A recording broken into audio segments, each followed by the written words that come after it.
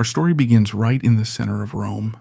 It's an almost spring-like evening because it's March 20th, and March 20th is in 1879, just a few hours to March 20th. There's a man who comes out of a building. He's finished working. He heads towards his parked car, a Citroen. He gets in, sits at the wheel, inserts the key into the dashboard on the vehicle seat from which he entered the door. He doesn't turn around. He can't even see who was knocking on his window, because who was knocking on his window? Quickly grips a gun with a silencer. He fires 4 shots, the first one in the mouth, the other 3 all in the back, because after the shot in the mouth, the man at the wheel collapses on the dashboard. He dies like this on March 20th, 1979. Carmine Pecorelli, for all but one, a journalist, a somewhat peculiar journalist, a journalist who for many was inconvenient or at least devoted to uncomfortable issues. But who is Carmine Pecorelli? Nino Pecorelli.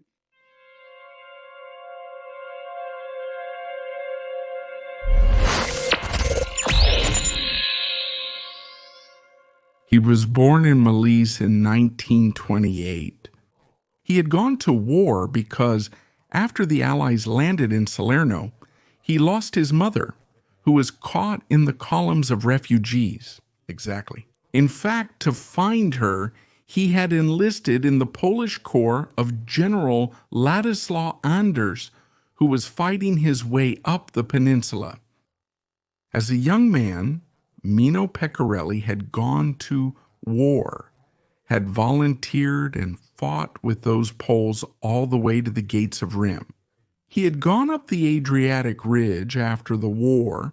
He had resumed his law studies, had started a good career as a lawyer, specializing especially in bankruptcy law, right in the middle of his professional activity as a lawyer. He had discovered his vocation for journalism because he had been tasked with being the press officer for a politician, a Christian Democrat member of Parliament, a minister, the Florentine minister Sullo.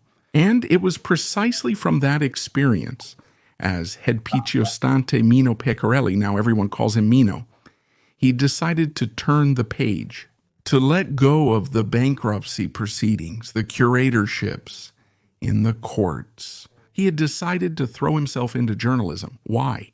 Because he liked that world, especially thanks to his friendship with several bigwigs in the food world. He had already woven a first one. He reigns on earth. The reign on earth is the exact term for knowledge, friendships, and in such a way as to be able to have first-hand confidential news every single day, not every day, every week. A source, we would say qualified and inexhaustible, of very particular news that hardly filters from the palace of power. Well, Nino Pecorelli starts his charge at the age of 39 in the spring of 67 as a journalist. He starts with a periodical called Nuovo Mondo di Oggi. It's a periodical today, we would call it. Almost scandalous, but not in the mold of Pogliatoni, of the tabloid that publishes the revealing photos of some showbiz starlet or who knows what else. No, it's a tabloid of those that delve into the murky society among politics, finance, secret services, the high spheres of the armed forces. In short, investigative journalism, sometimes a bit hairy, a bit strong.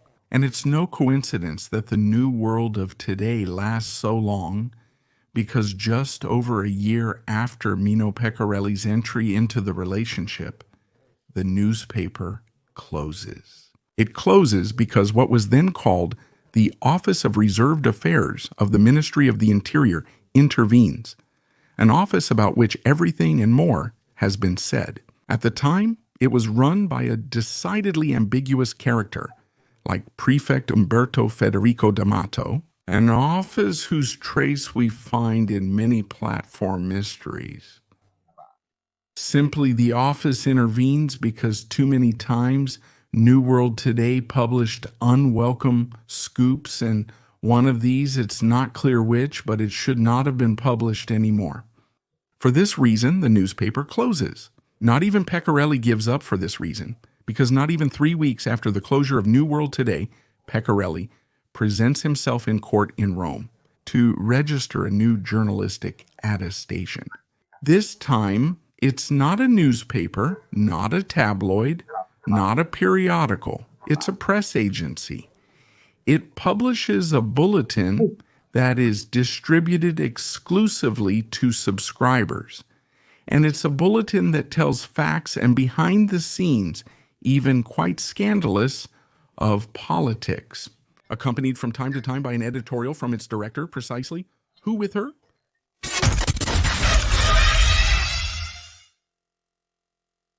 Who is reading? Original poster. The newsletter that arrives every week to subscribers? Well, it's read by the subscribers, who are mainly different. Newspapers today, we would call them mainstream, the canonical newspapers, the main daily newspapers of the country, but also the secretaries of ministries, political secretaries, even the commands of the armed forces.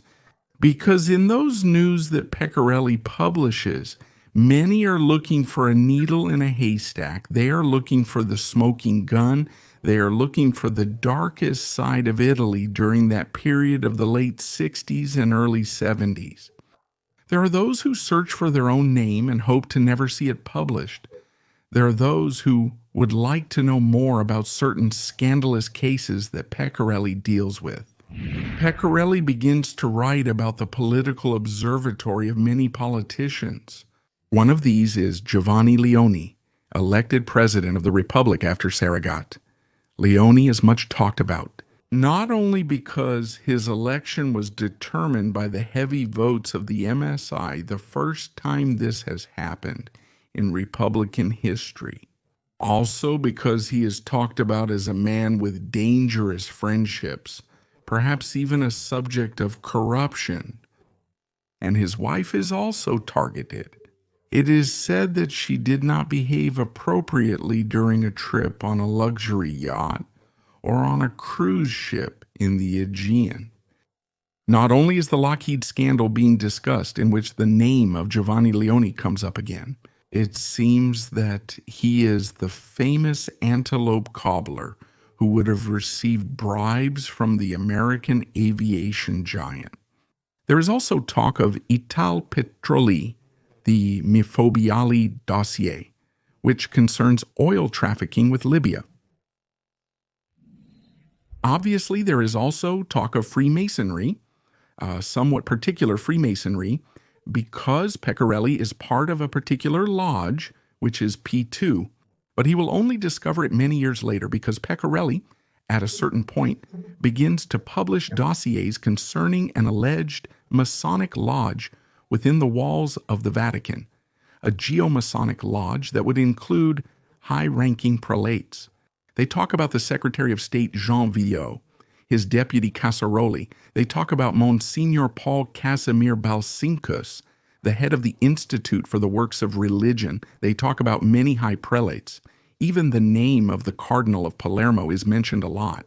In short, a list that shakes the walls, and it is a list that will later lead Bino Luciano, Pope John Paul I, just elected, to arrange an internal investigation. To understand if it's true, if they are not conjectures of a somewhat borderline character, if there is a point of truth.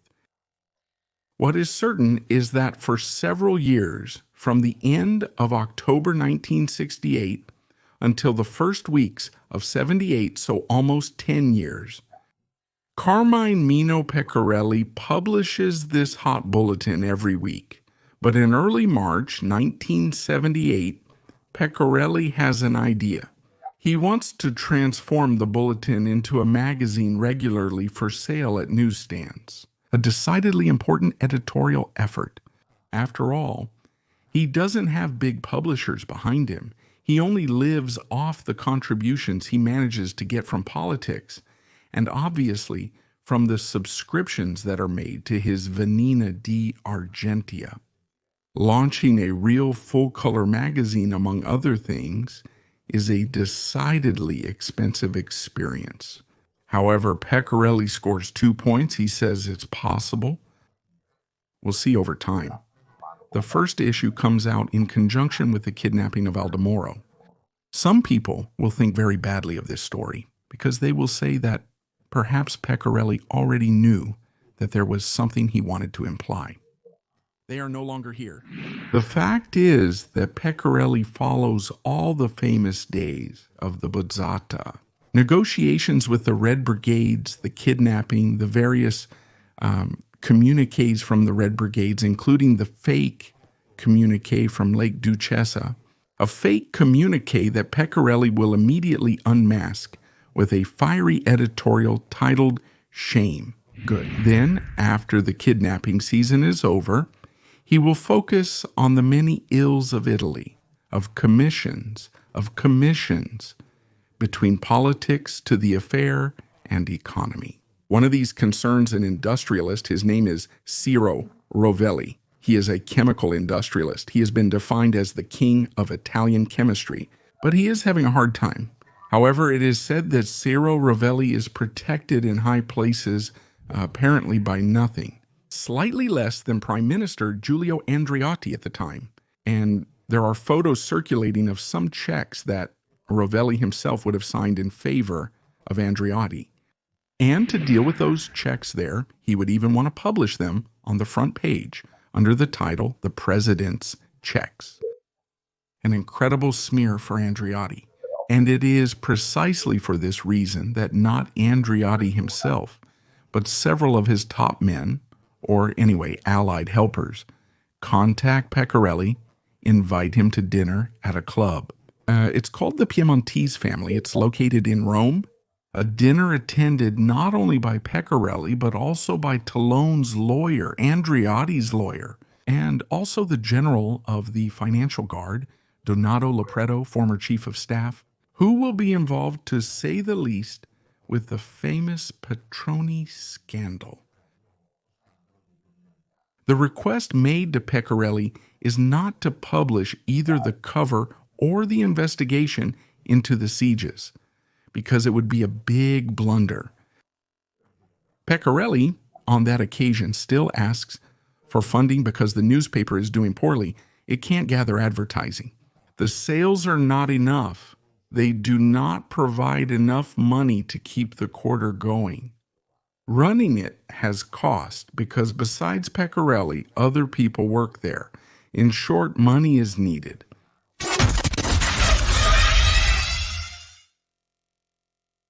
Pecorelli is not a blackmailer. He doesn't show up to dinner saying, "Give me money or else," and "You have to give me money for other things too." He is summoned, and it is on that occasion that he asks for money. From that moment forward, and we are in February 1979, Pecorelli understands anyway that something is not right. Because if politics for the first time moves so decisively to stop his investigation, it means that perhaps he has touched some wrong buttons. Mino Pecorelli's life will last another month, enough time to release a few more issues of his magazine, then that's it. The last issue comes out a few days after his death.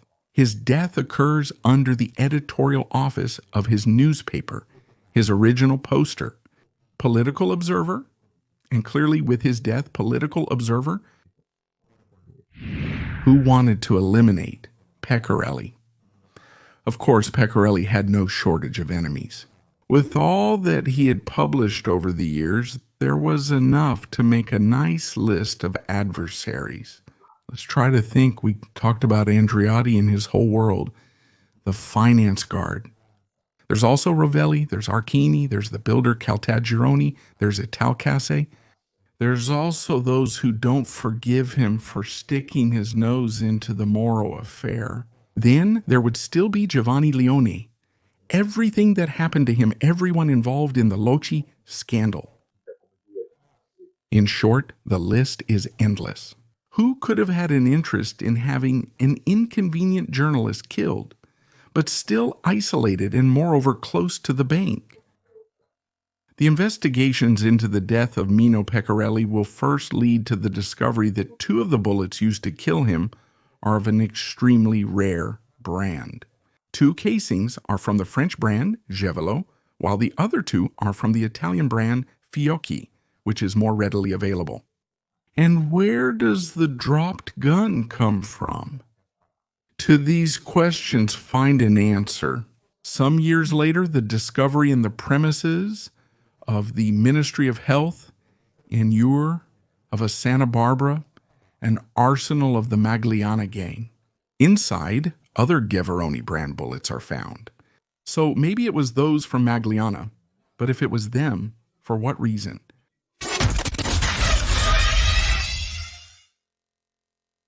It's true that Magliana has been defined as an organized crime network at the service of many, not masters, but occasional clients. But why? It will take a few years until Crispino, who in Cataldo's imagination has become the cold Crispino, one of the former leaders of Magliana, speaks. And what does he say? He says yes. The Pecorelli murder was carried out by a camper from the Magliana gang, Massimo Pernero. He's a blind dispatcher of the NAR, but also occasionally colluding precisely with the same gang, and from a hitman arrived from Sicily. He calls him Angiolino the Blonde. He is subsequently identified as Bucarandro. La Barbera Eat would have been the 2 of them, Carminati and La Barbera, who set up the trap for Carmine Pecorelli.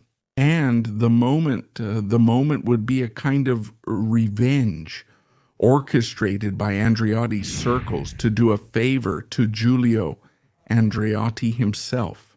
Because Pecorelli was poking his nose again after the speech about the famous checks to the president, he was poking his nose into other 2 confidential matters, such as the Aldobano Memorial. These were issues that Pecorelli should not have dealt with because they were causing annoyance. So the cousins, except for the famous Sicilian tax collectors Andrea Otiani, had taken a personal interest in silencing that journalist forever. Purpose? This is the thesis that ends up in court. On the dock, there will be several defendants who will appear first in the Court of Assizes, then in the Court of Assizes of Appeal, and then in the Court of Cassation.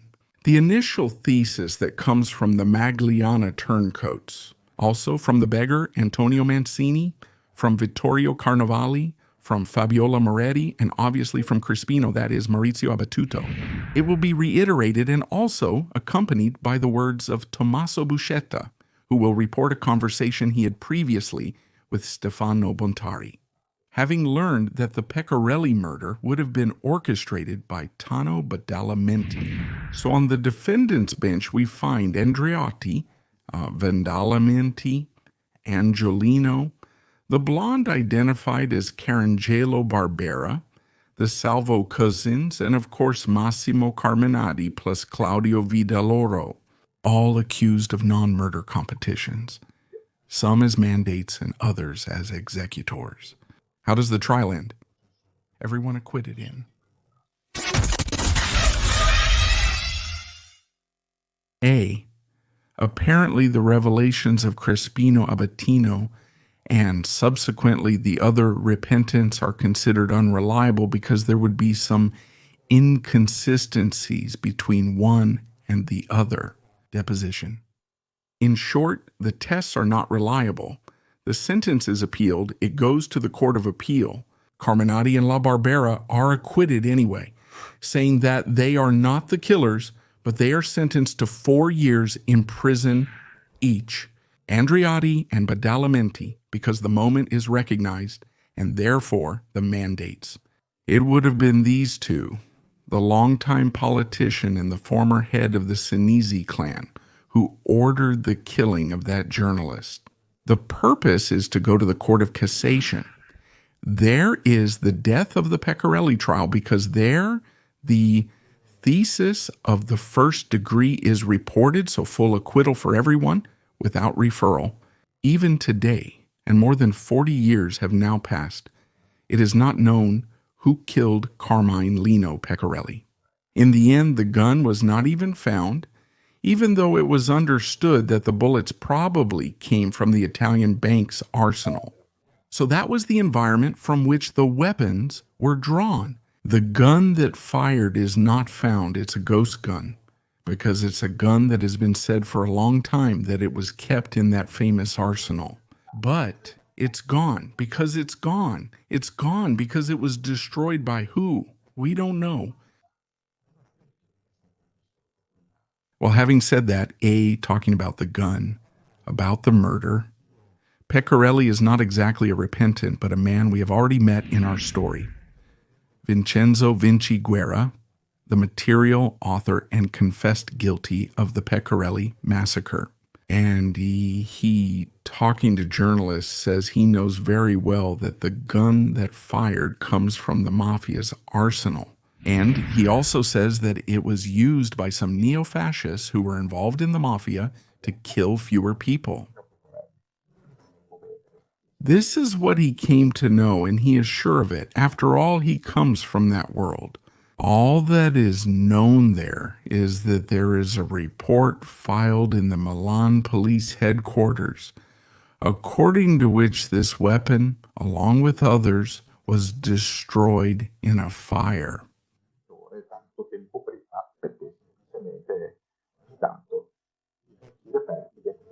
Why destroy the evidence of an investigation that has concluded, yes, with the acquittal of the defendants, but without a clear culprit? No one will ever understand it. What is certain is that Carmine Mino Pecorelli was not able to fully accomplish what was his mission.